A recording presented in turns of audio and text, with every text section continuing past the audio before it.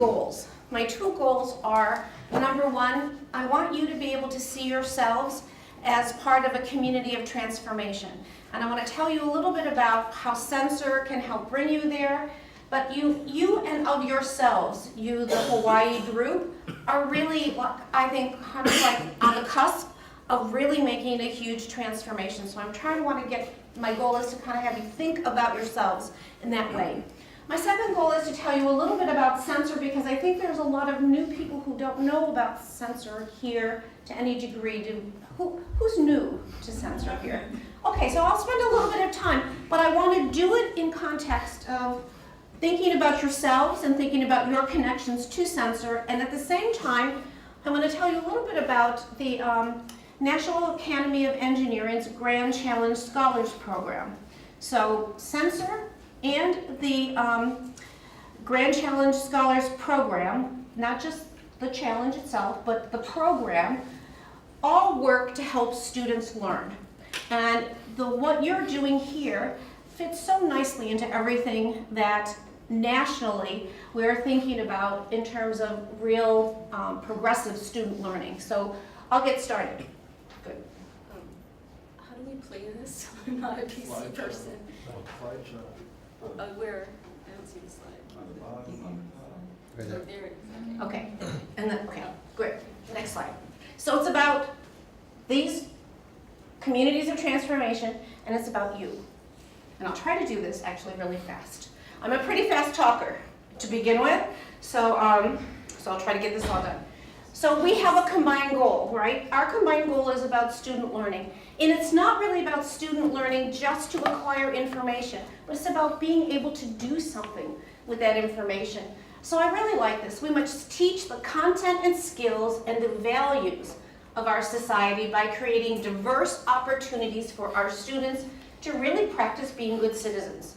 That's our goal as instructors, as teachers. Our goal isn't just to give people information, it's really to build. You're not just bringing in a student, you're really building the adult that will leave and actually be making a difference in the world. I am fast. So what does a community, when does a community of practice, which I think is what we think we are, we're a group of people who do a practice role. When does it really become a community of transformation? So the word transformation and community of transformation is being used nationally to describe certain programs. Sensor has been spoken of by many educational leaders, the NSF, people in who think about learning as a community of transformation. Well, so when did that happen? I mean, I remember sitting in a room writing the grant for Sensor. I don't think anybody thought at that particular point, oh, we're going to be a community of transformation. We're going to transform the way some people think about the way they teach and how students learn. Well, so the first question is, are the communities committed to a significant impact in the field of STEM? Only because we're talking STEM. So that it doesn't just benefit me, the instructor, like I like the way I teach better, things in my class are going well, but that it actually is going to kind of change the landscape of how we do things. And so that's kind of like the first question I say, is that what's happening? Is that what's happening with your community? Are you really making a big difference? So I define the features of communities of transformation in the following way. These are the big things for me. Things that support a philosophy. So we all have a philosophy of what we're doing.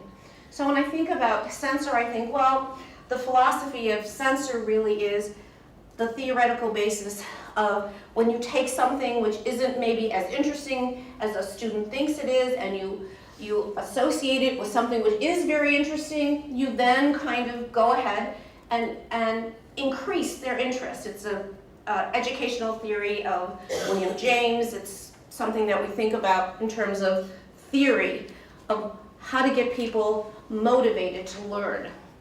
So when you're a community of transformation, you share some kind of a philosophy. You also share a pedagogy of engagement. And with Sensor, it's also about moving from talking about a subject to actually doing something within that subject realm. And I want you again to be thinking about yourselves and this community of practice. Are you ready to be kind of the community of transformation? And you see benefits well beyond the faculty member in the classroom. That's really critical. And for me, and I think for many of us here, you could probably tell, the networks that are created are really critical. I know that I could count on someone in this room to help me through some problem that I might have, that we have a network of really committed individuals. So these are kind of the features of communities of transformation. So Sensor is a national program that looks at how science is taught. Sensor is about science education. But it's also about science education which doesn't dwell only on the science, but dwells on the bigger, capacious problem that you see in communities. The National Academy of Engineering's Grand Challenge Scholars Program does very similar things. What it does, it's a global program that reforms engineering education. So what the Grand Challenge theory is that, yeah, we do need really good engineers that are going to design a really good widget. But that widget should be doing something of value to society. Very similar to what we say about Sensor. Yes, we need to teach students the content and the skills, but we also need to tell them about all the other things that make science relevant to a person's life.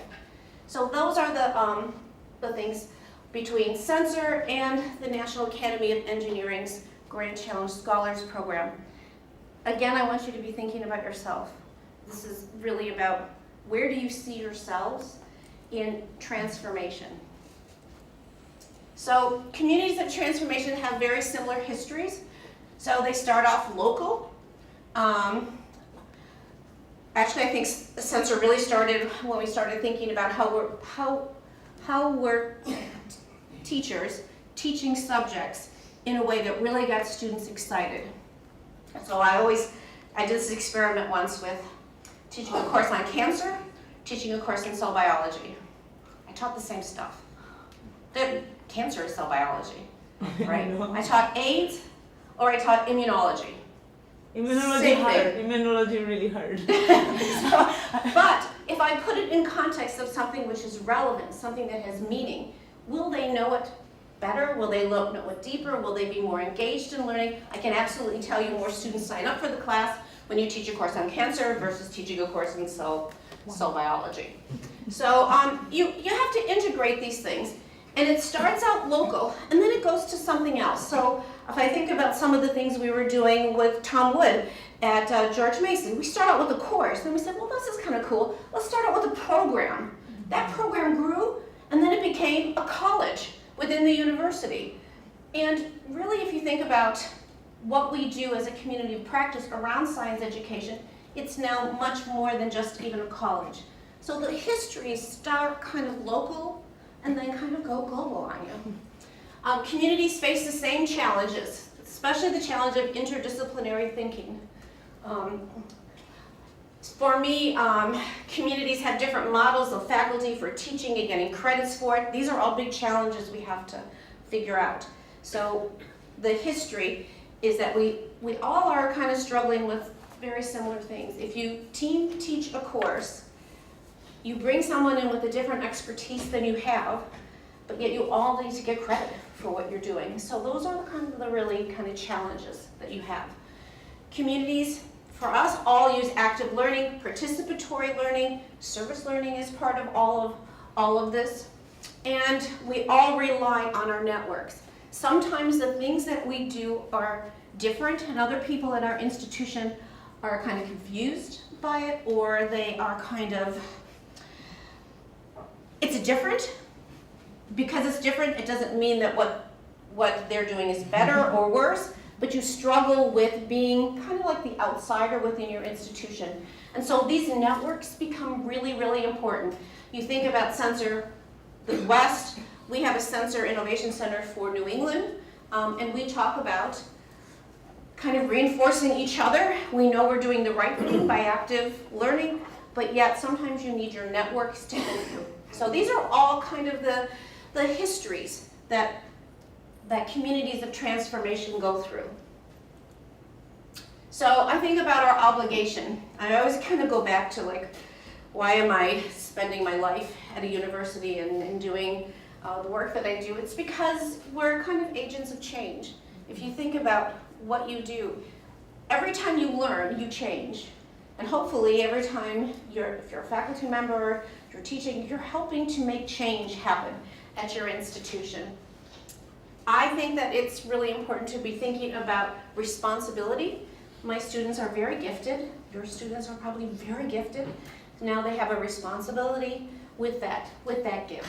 So overall, our mission is to provide opportunities for our students to experience and to study and to let their talents through. I think that this is like the essence of why we do what we do.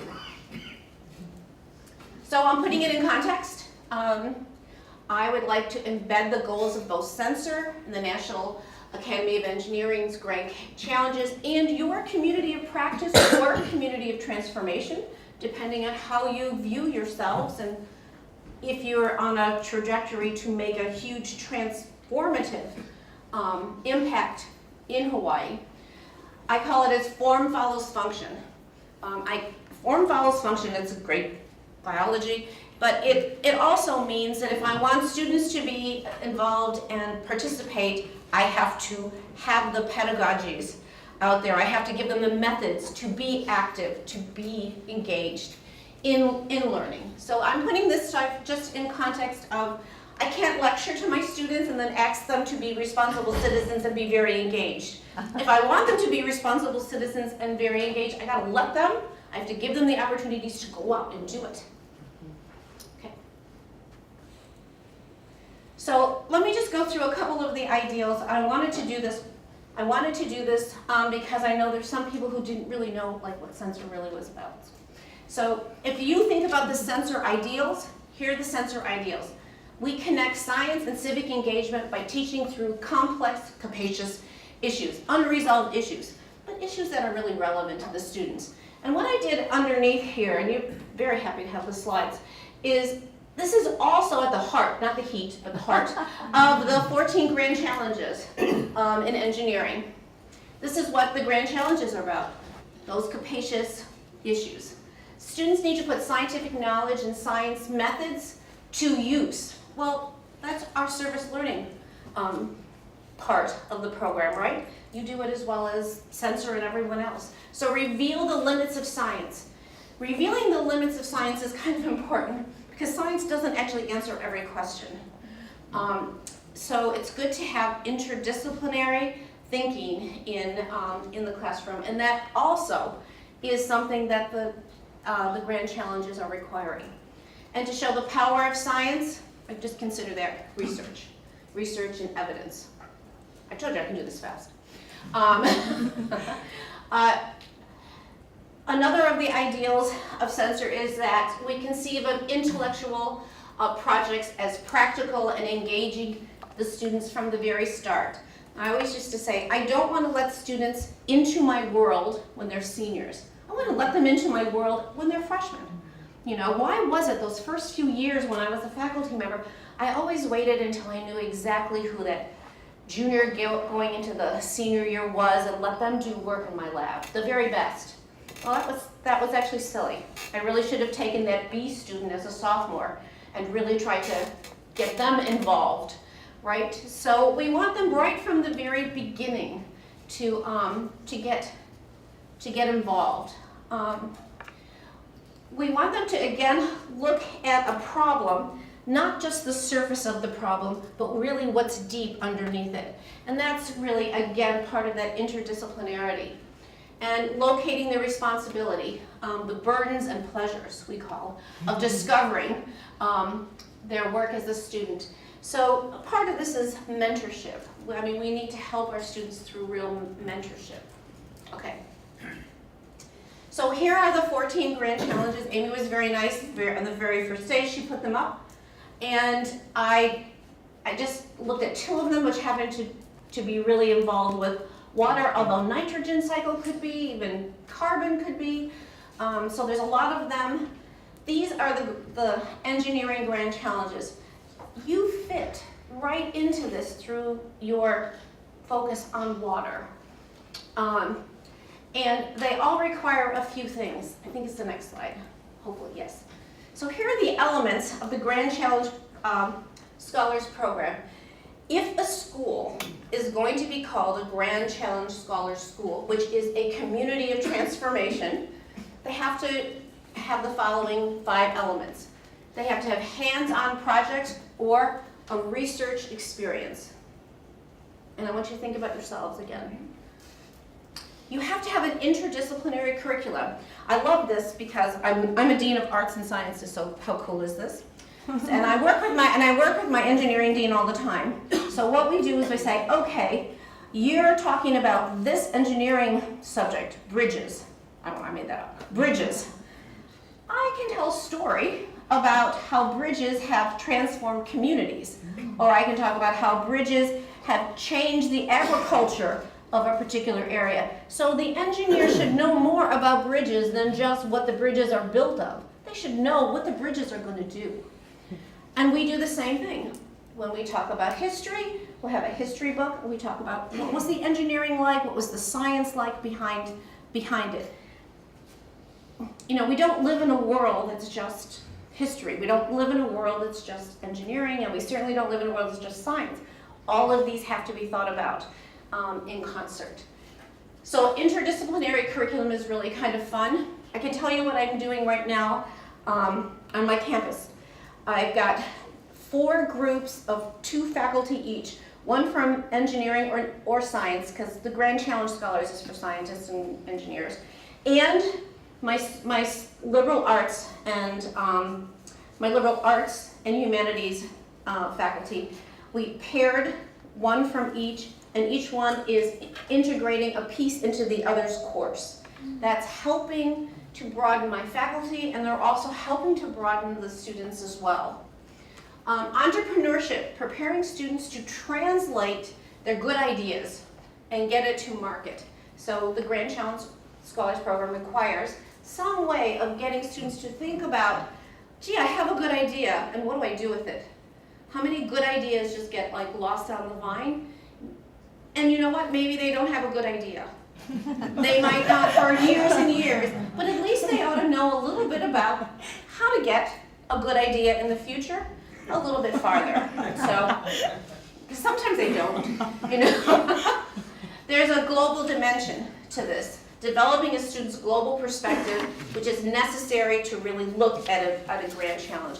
And water couldn't be more important in terms of global perspective on it. And then there's, of course, service learning, developing a student's deep interest in a particular topic. So those are the 5 elements of the Grand Challenge program. Think about yourselves. This is a community of transformation. This fits perfectly with Sensor, to tell you the truth. I mean, I think that's why I got a little attracted to doing something within the Grand Challenge Scholars Program, is because it kind of meshes with already another community of transformation. So if I look at this, what we're trying to do, and think about yourselves again, you're trying to create an ecosystem, right? And I think about the passion and motivation. A lot of this has to do with mission. I mean, this is something you as a faculty member have to really know. This is the mission that you have. So that passion and motivation, it's not just a major, it's a major with a mission. You know, there's something you're going to do with it. There's a strong research component, especially for my scientists and engineering students, and certainly also for my social science students as well. There is interdisciplinary learning, there's service learning, and there's a global perspectives. This you put all together, and you have a community of transformation. Because if you can do this, I can bet that not all your colleagues can. But if you work together, you have that network, you have the philosophy behind it, you have all of those tools, you'll become that community of transformation. Okay. So if you're developing your Sensor course, and I think today I'm trying to help jumpstart you into that development of a course or a module. If you're going to develop it in context of water and Hawaiian culture, remember that, I use this all the time because it's meaningful to me, that the country can't really afford to educate this generation of students just to acquire knowledge without ever really understanding how that knowledge is going to benefit society. And how to influence the democratic decision process. This is what I'm hopeful that colleges and universities really do. So we teach the skills and values of democracy, and we create all these opportunities for our students to practice and reap the results of being a really, good citizen, because that's what we're doing. We're creating citizens. When you're developing your sensor course, think about that. Think about what are those opportunities that you're giving the students to help them get to participatory, active citizenship. Okay, I'm not going to do this. You can leech it, I will tell you about it, but I won't do it. I'm good for time.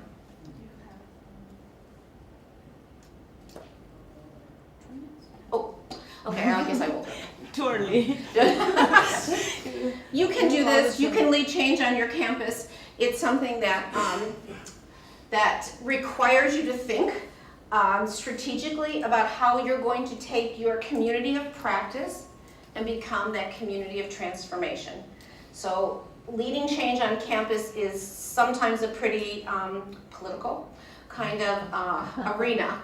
So I use Cotter, and I know a lot of people don't like Cotter, and I can get it. I get why you don't like Cotter. It's very linear, but since I'm not a linear thinker, it doesn't matter to me that Cotter is linear. But these are the kind of things that I think about when I'm trying to make a change on campus. Change in my program that might lead to a new my course that goes to a new program, that goes to a new college, that goes to kind of a network, and into a community of transformation. So I always do the following.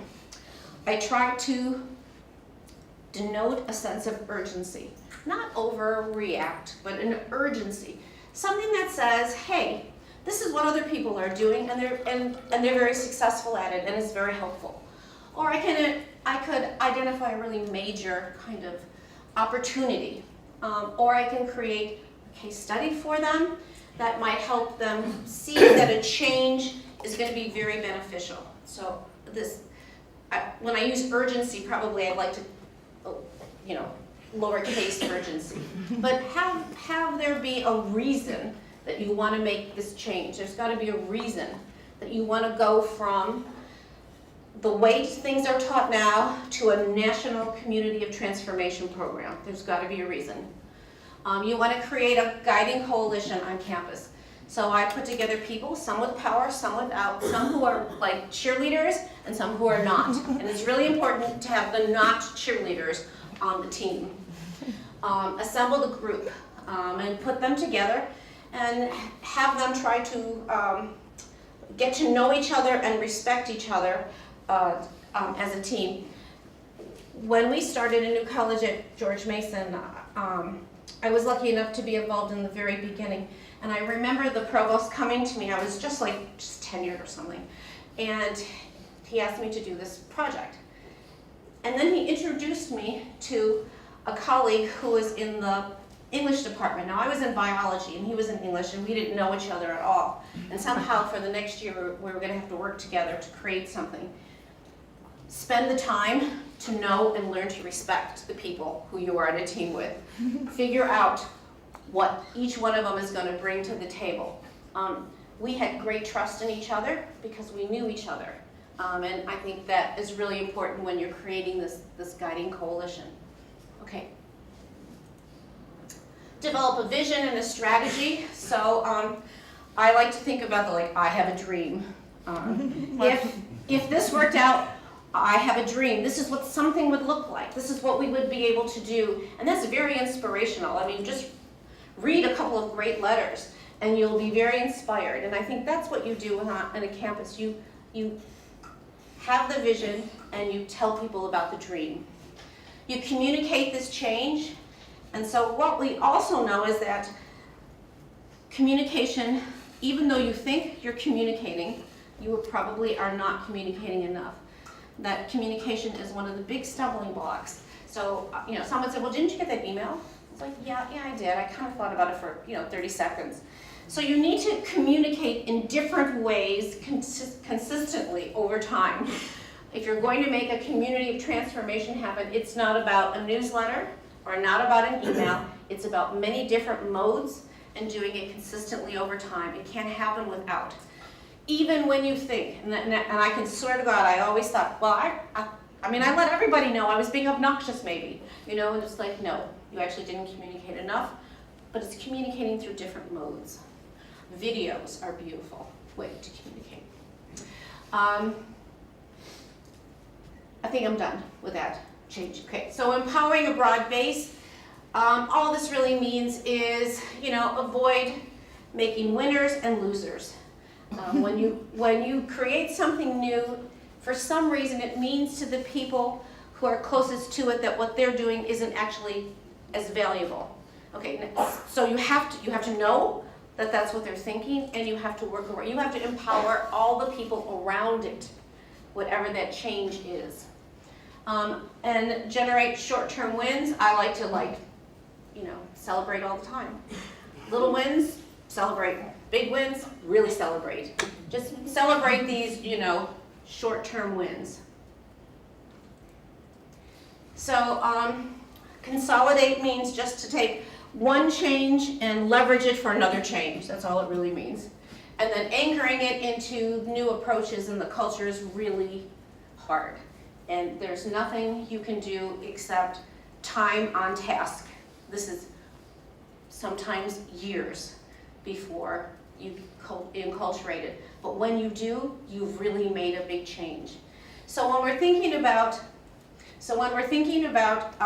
communities of transformation, I want you to think about the fact that you've got Sensor as a national model for a community of transformation. You have the National Academy of Engineering's Grand Challenge Scholars as another model of communities that are transforming. And think about yourself, where you are in this nexus. And hopefully when you're creating your courses or your modules today, all of this will kind of help you think about where you want to go with your course and what you really want to accomplish with your students. Thanks.